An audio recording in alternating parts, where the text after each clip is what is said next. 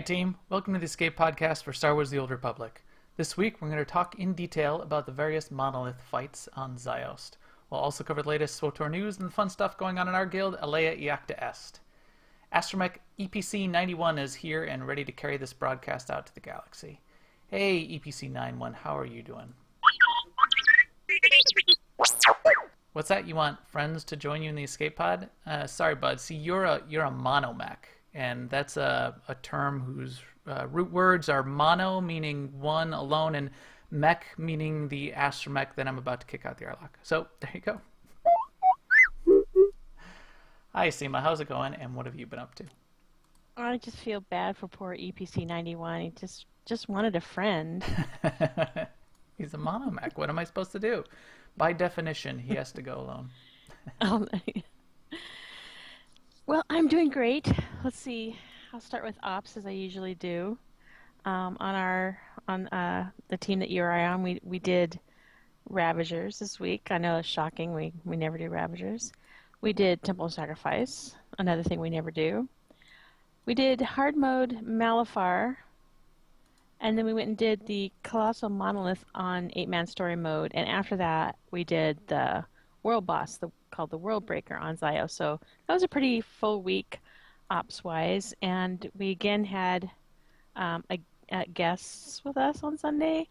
Culto Killer / Cultus was taking the second tanking spot for us. And Ori was there again to help out with DPS. So both of those guys really saved us. So yeah, it was fun.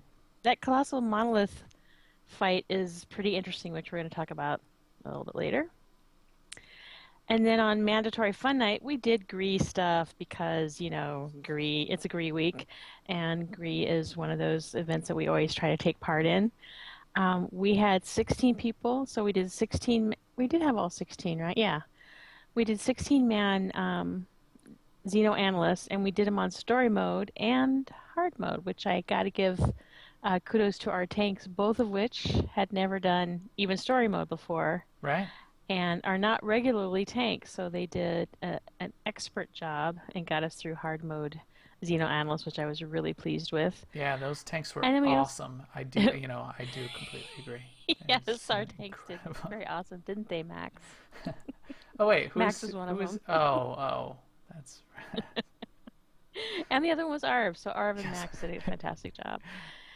And then we went and did world bosses on Ilum, which went really smoothly. I mean, those bosses are easy fights, but just world bosses in general make me anxious because the whole, who's going to pull first, and do you try to steal it from someone else, or do you combine? All that stuff is about the least fun operation type thing for me in the world. Yeah, you're right. There is always friction, or the opportunity for friction, which you don't really want. You want, you don't want to have to jump in, and you don't want your group to get cut off, but you don't want to jump in front of somebody else. We're trying to be nice to everybody else on the server too. It worked out fine though. And then there's the, let's switch instances, and there's always one or two people who are like, I can't, it won't let me. I have to wait a minute. Anyway, but it worked out really well, and that part went smoothly. With the guild ship summons, the world boss stuff does get quite a bit easier in getting people there on time, I found. So that's nice. Yes, and it brings you to the correct instance, so that's a plus. And also I started another bounty hunter for 12x leveling fun, and I ran around Hutta with @RosieBear77 on Jedi Covenant, and we joined AIE, so our little baby bounty hunters are doing that now. We're eventually looking forward to doing ops in some form. I don't know what, but I'm leveling my bounty hunter as a. I haven't actually picked an advanced class yet, but it's going to be mercenary. But I'm going to level her DPS. We'll see how far we go with that. And then I just enjoyed listening to her talk again. Like there's a point in the story where they're asking her if she wants to go kill this particular person. She goes, "You find a target, I'll bring it down hard," because she's so badass. And there's one fight before where she has to kill this one dude, and she goes, "Bring it on, lizard man." But yeah, the only thing we were kind of disappointed in is you can't do the instance parts as a group, which I knew that already, but it's kind of a pain. You either have to go into each other's story and then do it twice, or you have to split up and do it separately. And I get why, because, all the characters are referring to you as the hero, and it'd be kind of weird if it was like you're both in there, but it's still kind of a pain. And we could have rolled up two different classes, but then the same thing would sort of happen. We'd still have to go in one story and then in the other story, which would be kind of discombobulated. So it is what it is. But I gotta say, I do like this whole sort of really long 12x period, because we were just talking about before the show about Seeker Droid stuff, and maybe I can get that mount with the smoke coming out of its tail. And I was thinking, gosh, when we're leveling, if we feel like it, well, not when we're leveling, but you could always stop and go do some Seeker Droid stuff, because you don't have to think, oh my gosh, the buff's going to run out. I have to level, because 12x is only so long, blah, blah, blah. So you have all kinds of freedom. So I like that. Yeah. Yeah, I do like that I mount. don't That's think fun. I'm ever going to really get that broken speeder from Seeker Droid, but I can dream, right? The Hirati Scrapper. That is one of my favorite Yeah. mounts. That's always on my bar on the characters Yes, that that I recent haven't. change to the vehicles, to the speeders, where they're all adaptive now. Right. That's what. It made some of the older things that you couldn't really ride anymore just super fun. Yeah, it's a. I mean, couldn't ride because they were too slow. Right, it was a 90% mount until that update. So it's excellent. But anyway, that's sort of my week. How about you, Max? Yeah, well, I'll skip over most of mine because as as we know, ops and mandatory fun night were sort of the same. It was certainly fun doing Gree, and tanking it was fun, and talking about it and leading the group. We had a full team. In fact, we had to kick somebody out. I think we kicked Spherix out temporarily. Somebody else then didn't have the rep to get in, and he got back in, so we were okay. But it was great to do it on story mode, and then we weren't sure if we'd be able to do it on hard mode. We had people that had never done it before and didn't know what it was like on level 60, but it worked out fine, and it was fun. And we got it down. We got some cool stuff off of it. We got the red mount on the 16-man hard mode that dropped. So somebody got that, which is awesome. It's one of the rarest mounts in the game, because it only drops off of the Xeno Analyst, which you can only do once a week on the weeks that Gree comes back. So it's cool. It was cool to see that drop. I did do a little PvP. So when we did our ops on Sunday, we did Temple of Sacrifice and we did hard mode Malphar, and that was all fun. And for some reason, there just happened to be a whole bunch of people in the stream, so I just kept it running, and we were chatting in there, and I went off and did PvP for a little while too. We had about 25 to 30 people in the stream that night for some reason. It I went and PvP'd, and people were asking me, are you like at a standing desk, because you seem to be moving around a lot? And no, that's just how I PvP when I get all riled up. I'm like ducking, dodging, duck, dive, and dodge, and weaving around on the camera. So that I looks should have turned on the ridiculous. stream and watched for a while. I didn't realize it was And I get that. all serious, Yeah. and then I like stop talking, or I just mumble and like, "What the hell? You want a piece of this, man?" I don't really trash talk because I'm not really good at it, but I get a little riled up. So there was that for an hour or so on Sunday night. Maybe I'll try to keep that up. And besides that, a little bit on my commando with the 12x XP, which is fun. So I'm going to keep that up. It's nice. It's double-edged sword having 12x XP all summer until quote-unquote fall, because when I have that amount of time, I tend to put it off. I don't have to rush and do it all right now, because it's practically infinite time. As long as it's not expiring tomorrow, I've got all the time in the world. So I haven't done too much yet, but I do want to do that. In fact, I do potentially want to jump into a couple of other servers and just put a character out there so I can say hi to everybody on all the other servers too. It's a good idea. Yeah, which we have some people doing on our server right now, which is awesome. Yeah. But with that, I think we can talk about some of the little bit of news that we have this week. Now, an Imperial News Network report. So we do have another week of Gree this week. Conquest got messed up last week. We all logged in on Tuesday, and all the Conquest was already locked, and there was nobody on the boards, and everybody was very confused. BioWare confirmed that they messed something up. They wanted to do some special Conquest, I think, for the Gree, and it didn't work right. So they said, well, hey, we'll give you another bonus week, Gree again next week, and we'll fix up Conquest. So we should see Conquest being reset and working correctly on Tuesday, and we get another week of Gree, which means another shot at the Xenoanalyst boss for anybody that wants it. So that's cool.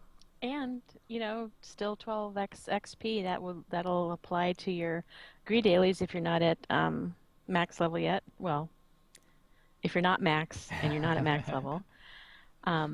And it seems to be a draw. The Gree is pulling some people. 12x XP is pulling some people back into the game. We've seen some old faces in our guild, and I'm sure other guilds are seeing the same.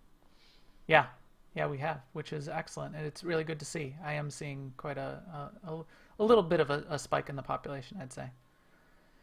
We also have some notes that 3.2.1 will be a patch that'll be coming out potentially on the 26th. That's what they're targeting. There's a couple fixes that they're talking about. They're saving things until that patch, it sounds like. Torque's fire animation is a little bit broken. The fire animation stops before the effect actually stops, so you can still get burned up and not know where the fire is. There have been some dev posts talking about the Narshada Nightlife achievements getting fixed. A couple other minor things. I'm sure they'll throw some more in there once they get that all together, so you can look forward to that on the 26th. And I guess Harbinger had a bad week again this week. Poor Harbinger. Yeah, and I guess that's all we'll say about that. When you go to roll characters on various servers, maybe, Harbinger wouldn't be the best choice. That's one I want to go on. I got our UT cast friends, Tio and Chill, hanging out on Harbinger. Well, when they can play. I think Chill was doing some work on one of his low-level characters and got some of his progress rolled back. So he had to redo some of his work on Tatooine or something like that. But who wouldn't want to do Tatooine twice? I love Tatooine. Let's see. What do we have going on in guild news? We have some special guild news, don't we? Yes, we have 2 new guild officers, Arvachet and Spherix. We had a couple of gaps in roles that we needed filled, and we've pulled in these 2 longtime guildies to help out, and I couldn't be more pleased. Absolutely. So the way we work officers in AIE is on a as-needed basis in terms of roles when we need people to fill in some of the work that we've got going on behind the scenes. So we did have a couple gaps and some stuff that we needed to get done and some jobs we needed to have handled, and we needed some more support. So we pulled in 2 longtime, well-known members of the community, which I'm very happy to have around and helping out. So welcome Arvachet and Spherix. That's going to be awesome. We also have, of course, Mandatory Fun Night continuing this week, and since we have a bonus week of Gree, we're going to do Gree again. We'll do Gree on the Republic side and on the Imperial side. We'll do it both sides, both guilds. We'll see how far we get in story. We'll probably only do story mode on the Republic and maybe story and hard on the Imperial side, and we'll see how that works out for the night. Oh, yes. Our Republic guild ship has been stolen, so if you're on the pub side, you try to go to the guild ship and you see that it's not there, you're not the only one. It's completely missing. So I did some research into it. I guess it's kind of an ongoing problem for some ships and some guilds. But hopefully after server reset on Tuesday this week, our guild ship will reappear. Yeah, it is some sort of known issue, and other guilds have had it happen, but it's definitely happening to us, and we tried to run through what the conditions may have been that caused ours to disappear, but I don't know. We're interrogating all of the smugglers in the guild right now. Yes. See if they've taken anything. Investigating everyone's bank balances and things like that, seeing who sold off our guild ship. Stole the ship and sold it. In Ops Team news, our SUP Imperial Ops Team that runs on Wednesday nights, led by our officer Arvachet, is got a team together. They're relatively well stocked at this point with members. He's got some people that have been filling in, but certainly check that thread. They do need subs on occasion, but they've had a lot of help lately from a few of our guildies. Tellenroyd, Easy Smoke, Apples, and Fisk have been helping out there and doing a great job getting that team rolling and back together after we had some roles shift around. Our Soldiers of Light Republic ops team that runs on Monday nights is running, and they're under control as well, but I think they could use a more regular tank. They've had some people subbing in for tanking on Monday nights, but they could possibly use a tank or maybe a DPS if they're going to switch off the tank. But I think Sten, our officer who's running that ops team right now, is looking for a tank in particular. And our Lords of Light ops team, which is the one that Seema and I are on, is continuing to run on Thursday and Sunday nights, and we do stream that. So jump in the stream, twitch.tv/newoverlords at 8 p.m. Central on Thursdays and 7 p.m. Central on Sundays, and you can ride along if you're up for it. And Max and I want to say hello and welcome back to a continuing stream of new members, visitors from other servers, and old members coming back for 12X. Hi, guys. Yes, absolutely. Hello, everyone. And hello to the chat room. We've got a bunch of people in there tonight, I see. I want to say hi to Apples and Arvachet and Dread Pirate Roberts, Evil Dark Archon, Jedi Ori, who's an awesome Jedi cosplayer. You got to see some of his pictures on Twitter under @TheHouseJedi, I believe. Mark SWTOR, Moat58, Old Diggit, Seema T Witch, Stratford T, and Sukaberu. I did, and then Duris was in there earlier, and a couple other people, Dastari. So hi everybody, hi to the chat room, and we'll do a little giveaway at the end of the podcast. But with that, we can talk about our topic for the evening, a little bit of a deep dive into all of the monoliths. So, Lana, what's the deal with these big rock creatures that we're seeing on Zyos lately? We've been calling them monoliths. We've seen several of those creatures appearing throughout New Adasta. Extremely strong, next to impossible to kill. Good to know, Lana. Thank you. She's so helpful. She is. She is on the ball. She's sharp. A little dark, little emo, but sharp. So yes, monoliths. We mentioned them when we did our podcast on Zyos Revisited 2 weeks ago, but we wanted to go a little bit deeper. We've been killing them on a regular basis with our ops teams and with our guild. And there are some key monoliths that you do want to start killing on Zyos. There's the World Breaker, which is the world boss, open world. That's relatively easy to get to and easy to kill. There's the Colossal Monolith, which is the lair boss on Zyos, and we'll talk about that one in the story mode and hard modes. And then there's some other smaller roaming and there's a champion that sits off in one of the corners and spawns on a regular basis. So there's some roaming monoliths that you can go and kill. So there's a bunch of monoliths on Zyos. So we'll talk about the champions to start because it's the easy one. There's a few of them roaming around, and there's one that sits off in the corner in the northeast area of the map. You go down one of those dead ends, and you'll find them down there. Those champions typically do take a couple people to kill. Maybe you're OP and you can solo it, but most of us can't. So it's typically going to be at least a couple people. And why do you want to kill them? I think they drop like a basic comm or something. But there is that achievement to kill 50 monoliths. I haven't finished it yet, and that's one of the key ways that you're going to need to do that.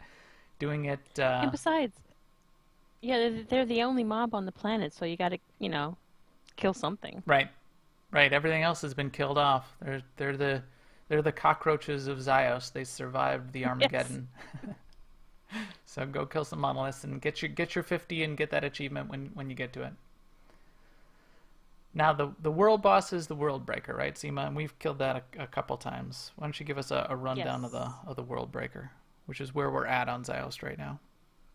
Yep, the World Breaker. Okay, he's got basically 3 ads, and the interesting thing about him and his ads are that the ads have to be sort of DPS down roughly at the same time. Because while they're up, if as long as they're above 19% health, you cannot DPS the boss. So you don't want them popping out randomly. You want to DPS them down together till they're 19%, and then you can go on the boss until they pop out again. Yep. You can do it in any size group up to 24, basically. We did it with 11 people one night, so it's not super hard. We did it with 9 on Sunday. Yep. Unaccessible. Yeah, right. He drops one of the tokens that is that the one that is the currency token? Yeah. Yep. Yeah. So he also drops Yep. a decoration, which I happen to win. Apollos 112, and Arvishet has one, but it's a huge monolith that you can put on your starship. It's a starship. It goes in the centerpiece spot in your stronghold, but I put it out on my starship, landing at my Nar Shaddaa one, and stronghold looks pretty boss. Yeah, the tooltip says starship hook, so it may only go on the starship hook, but it's full size. It's full size live monolith that stands there. He doesn't walk around, but he's live. He's breathing and sort of moving around just a little bit. It's not a statue. It's very cool. I really like that thing. So he gives you a buff that you need if you're going to go do the hard mode version of the lair boss fight. But you don't have to be in the group that killed him. You just need to be in the vicinity to get that buff. Right. If there's another group doing it and you're coming in late, if you're in the vicinity when he dies, you'll get that buff. And we'll talk about that when we talk about Colossal Monolith, the lair boss on hard mode is when that comes into play. But yeah, he's relatively easy to do, spawns relatively often. You can keep killing him over and over. So I think we're going to go in relatively often so everybody can get one of those monolith decorations for their strongholds because it's very cool. And yeah, we've killed him with relatively few number of characters. The only tip I have there, which helped me when I was doing it as DPS on Sunday, was I shut off all friendly name tags, all friendly names, so that as we had a tank and all the melee DPS grouped up around the ads, I couldn't see the ads bars very well. And you do really want them all DPS'd into stasis at about the same time, because if one goes into stasis first and then you wait like 30 seconds for the other ones to come out, the 30-second window to DPS the world boss will be used up because you can't DPS them if any of the ads are out of stasis. And that first one will come out of stasis or early then, and your time to DPS the boss will be almost 0. So when pug groups wipe, that's typically why they wipe. They're DPSing the ads down sequentially, and they never get any DPS time on the boss. He's completely immune if any of the ads are not in stasis. So now you're prepared. If you go in a pug group, you know what needs to be done. Yes. And pug groups love it when you tell them what to do. So just start yelling. And if anybody does it wrong, make sure you yell at them and berate them, because that typically is very effective as well. Right. So the lair boss is the Colossal Monolith. The Colossal Monolith is the second. So there's the two world boss and the lair boss are part of the weekly that you can get extra ultimate and elite comms for and some credits. It's also the boss that then drops extra rewards. You can do them on 8-man or 16-man, and then the lockouts are hard mode and story mode. If you do it on 16-man, it's mostly just double the amount of rewards that are dropping off the boss. You're not getting extra bonus. It didn't seem to me for doing it on 16-man versus 8-man. But this is the boss that on hard mode drops the 204 main hand weapon, dropping off that boss. So hard mode is non-trivial in this lair boss. There's a lot of mechanics that you need to work out, and you'll need to be relatively geared to be able to do it. And then it's dropping the 204 main hand weapons, which are not tokens. So this is one thing, I haven't done it yet, I haven't seen it drop, but any groups that are doing it, a weapon drops, and whatever weapon it is the weapon that drops. So if you have no snipers in your group and a sniper rifle drops, that's going to be a little disappointing, I would say. But they also drop 192 and 198 set pieces. They drop a very cool decoration for your strongholds, which is the SWTOR rift, which is one of the rifts that you'll see if you see that in the videos, or you've gone in there and done it. It's one of the holes in the ground. And it drops some comms and the hollow tokens for buying gear on SWTOR and that kind of thing too. So I'll run through the story mode strats, and then we'll talk about what we saw when we did it, and then we'll talk about the hard mode differences. So real quick, there's rifts in the ground, which you typically don't want to stand on because it gives you a debuff to healing received, and it slows you down a little bit, but otherwise it doesn't hurt you too much, especially in story mode. He's got another ability called Bite Wounds, which is a tank swap mechanic. Again, not too painful in story mode, but definitely more painful in hard mode, and it's a stacking debuff on the tanks. He's got an ability called Siphon Energy, which is one of the dropping circles on the ground in the raid, and this is where everyone at everyone's feet gets about a 15-meter circle that drops on the ground that you have to get out of. Otherwise, you get stunned if you stand in it. Seema, you have a note here. I tested the stun. It works. You tested that? Yeah, I think I tested it once or twice too, just to make sure, just that the mechanic was actually working. I wanted to experience it. So yes, you do. Yes, I will confirm you do get stunned if you stand in the white circles. Then he has another one that's called Lingering Destruction, which he casts on one player about the time, usually right after he casts the white circles, from what I remember. We call in our group, we call that the rash, and that's once every 2 seconds, because we need something to yell out. I've got the rash. Once every 2 seconds, you drop a smaller orange, like a 5-meter diameter orange circle on the ground, and those hurt quite a bit. They'll hurt you as you're dropping them, and if anyone stands even on the edge of them, even close, other ops team members will take damage off of those. So those are quite serious. You want to keep those off of everyone else, and you want to keep running as you get them, and you'll drop 10 of those. Then there's the Terrible Shout. There's quite a bit of abilities here. The Terrible Shout, he'll turn and face the ops team. He'll pick one player in the ops team that he's going to do this giant telegraphed cleave on the ground, and it'll follow that player. So that player sort of needs to stand still, and then everyone else steps out of it. It's not that big a deal in story mode, but it does put a dot on the player that gets cleaved, and that's going to be more important to keep an eye on in hard mode. And then, it's a pretty big telegraph too, so I mean, yeah. you have to move right away and keep going. Yeah. If you're in it. Yeah, so you stand still, and everyone else needs to run away. Do not start running if it's on you, because you'll be running and putting it on top of other team members. You'll be killing the people that are trying to run away with it from it. It gets frustrating. I'm trying to run away. Where are you going? And then the key mechanic of the fight in both story mode and hard mode is what's called exposed energies.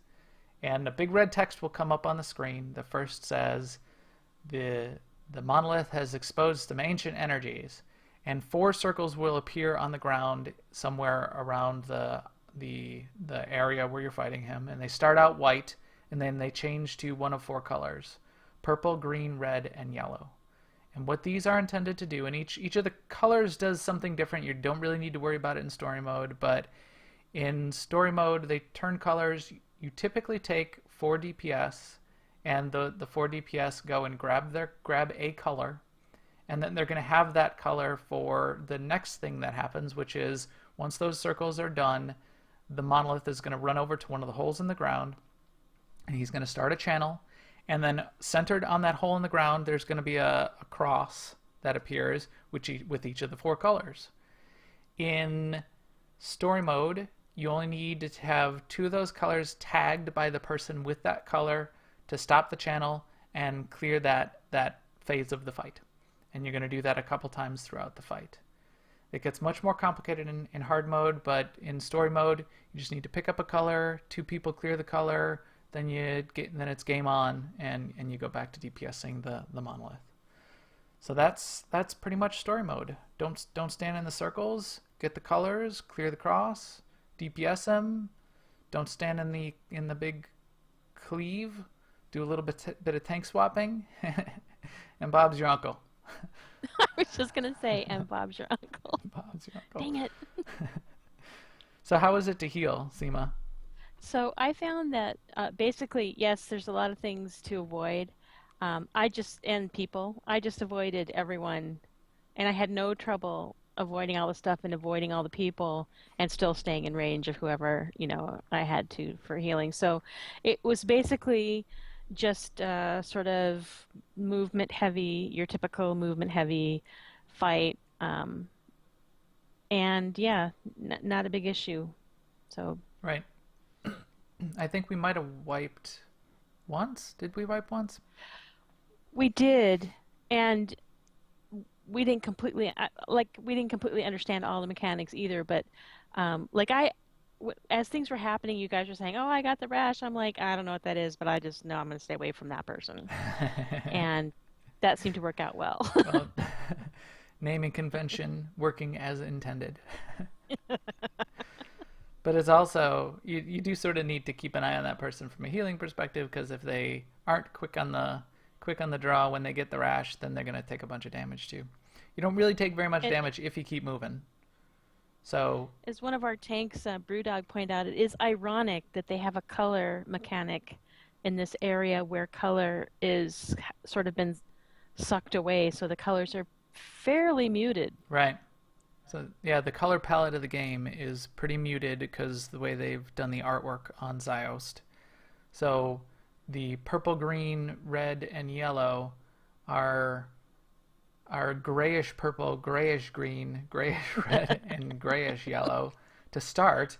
And anyone with any visual color, color issues with seeing color is definitely going to have issues with this fight. And I've seen comments on that in the forums that can get frustrating for players, and that's a shame. So hopefully they'll take that into consideration. It would be good if they had sort of like a picture as well in each of those 4 quadrants and in each of the circles that lay on the ground, or a texture of some kind. But so A texture would be good, yeah. yeah, a texture or some sort of icon, holographic image would be good. But yeah, it wasn't too tough. There's 2 ways to deal with the white circles that spawn at everyone's feet because they're relatively big. You can all stack up, and then the white circles drop under everyone, and everyone sort of then gets off of where all the white circles have dropped.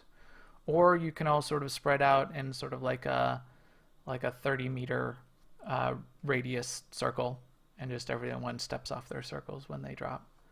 I like the And we ended spread up out doing it that method. second way. Yeah. I think that made it easier to get the color circles too, because then wherever they spawn, somebody was probably close to it. And they always spawn in the same place once you see where they spawn. And they are pretty spread out.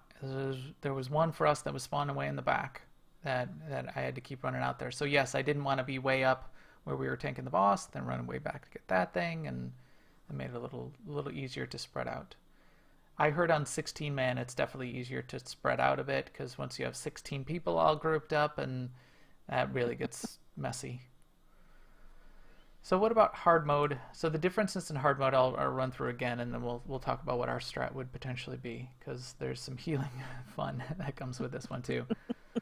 So that standing in the rifts and the white circles are pretty much the same. The rifts, though, have a stronger debuff to taking away healing received and to slowing you down. So the tanks cannot be standing in those rifts especially. The cleave that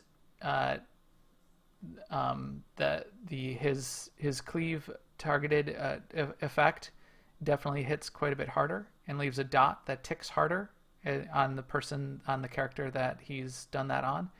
If you have one of the other effects going on you at the time, like you have the orange circles, or you have what I'll talk about at the end, which is the Curse of the Monolith, which is the new effect in this fight, that can be problematic, and you're going to need either some burst healing on you or you're going to die. The orange circles, as I said, which we call the rash, those definitely hit harder also. Do not run across your teammates when you're dropping those 10 orange circles, or you'll be killing them in the hard mode. Bite wounds is the tanking debuff, and those definitely hit hard as well. If you get to 4, it's pretty much a wipe. You really need to be swapping every 1 to 2 stacks from what I've heard in hard mode.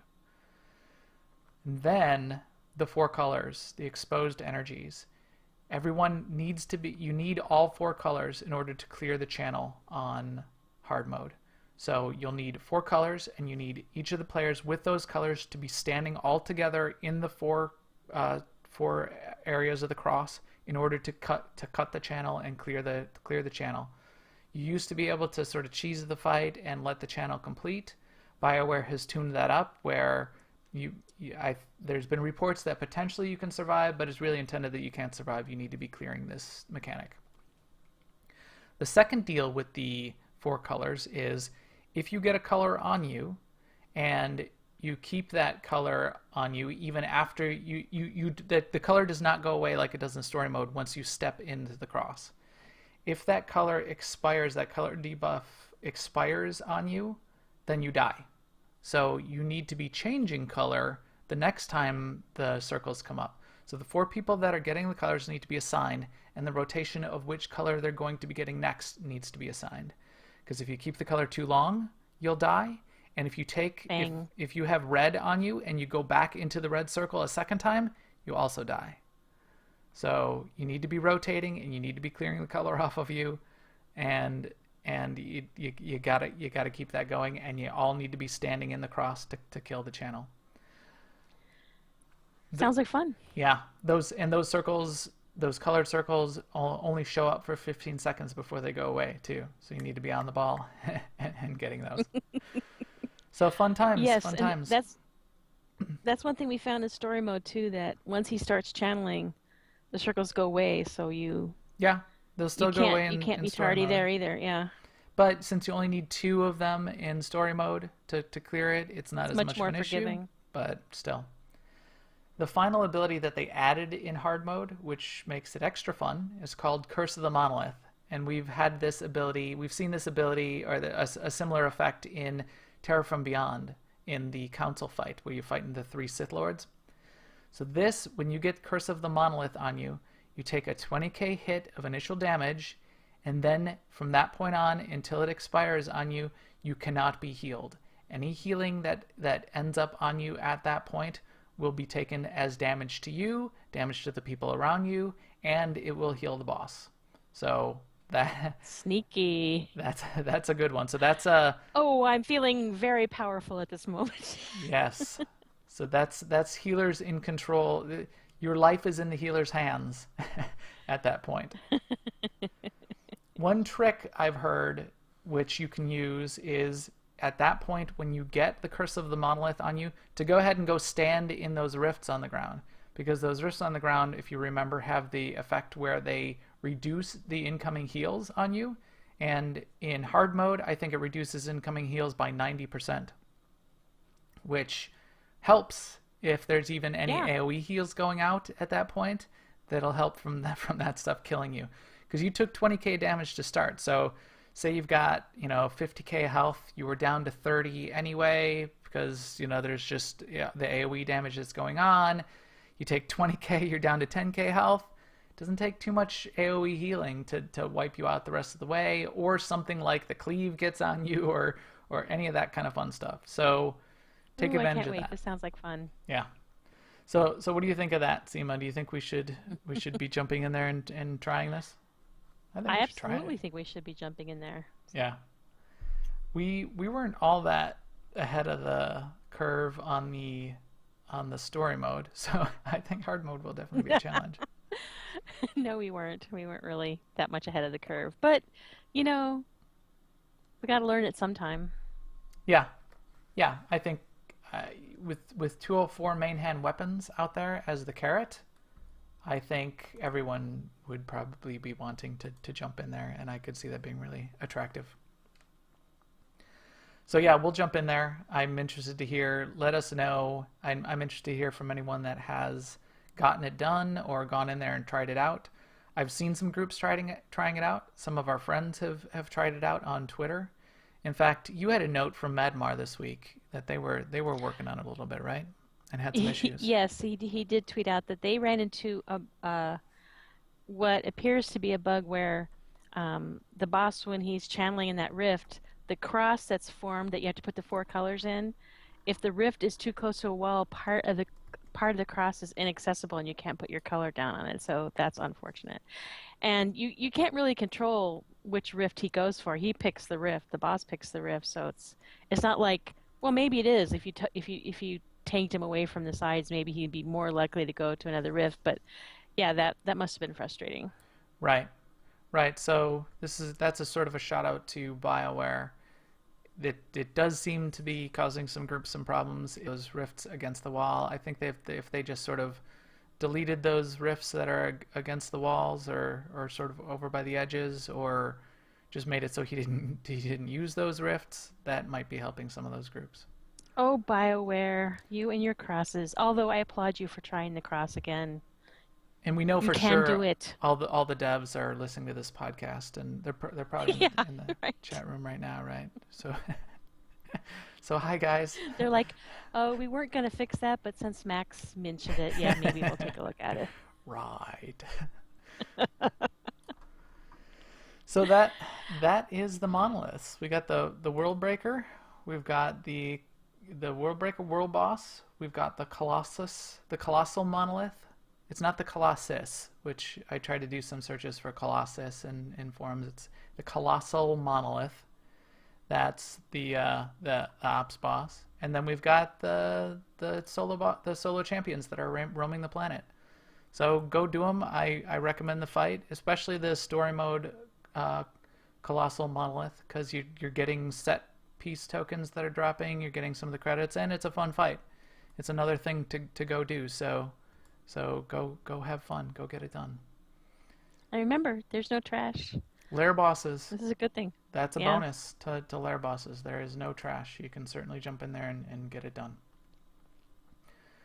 So with that, I think we will wrap it up. Our EPC 9.1, the mono mech, is ready to fly solo in his escape pod and broadcast the podcast. So thanks for joining us on the download, or on YouTube, or on the live stream, or in the chat room, or on iTunes or Stitcher, or wherever you're getting this podcast. We will stream again next Monday night on twitch.tv/newoverlords around 10:30 p.m. Central. And please follow us on Twitter @MaxTheGray and @AIESEMA, or find us on Jedi Covenant and ask us for an AIE Guild invite. We would love to have you. And we will talk to you soon. Later, guys.